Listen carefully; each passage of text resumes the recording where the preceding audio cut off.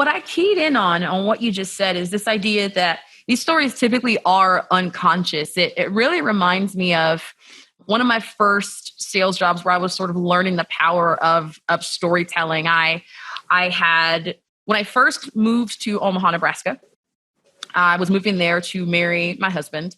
And I was putting together a wedding. Cool. I'd been doing a sort of long distance, right?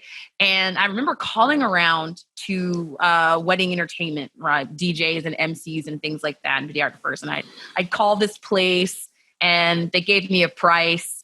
And I just thought, that's too much. So never mind. So I ended up, cut to my wedding reception.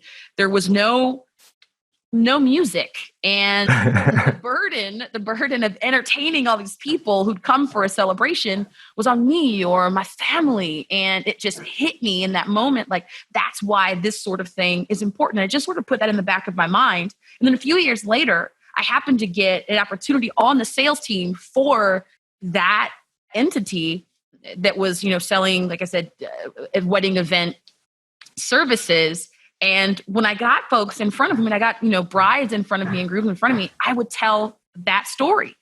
And the way they responded to it, getting them to see themselves on their wedding day at the reception, God forbid, not dancing, not, being able to just be in the moment because they were attending to folks. And it really drove it home more than anything that I could have done by, showing them some video of somebody else's wedding or, correct, talking about the price or whatever it is.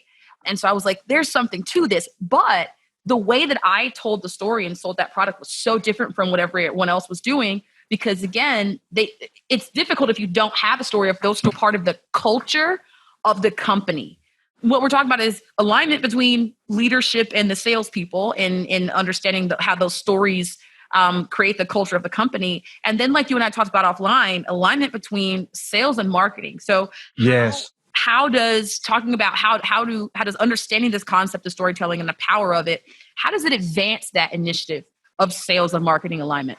Yeah, and that's really important. And I want to pick up one thing on your story because I love listening to stories. And we don't just tell stories; we tell stories to get a story. And so we want to exchange stories actually in sales conversations. So I want to tell a story so that I hear the client's story. Mm-hmm. You told a wonderful story about your personal experience not being able to afford them, and then probably not realizing how important it was, and maybe you should have found the money to get that right. Entertainment. Now, the difference between you a few years later as a salesperson trying to tell some facts about to a bride and a bride and groom, these are the things you should have, mm-hmm. and you telling your story. This is the difference. When you tell your story, you give them an experience of what it was like to be you in that situation. And that's truly what stories do. Stories allow us to transplant someone else's experience into the minds of our clients in a way that they're just really happy to listen to.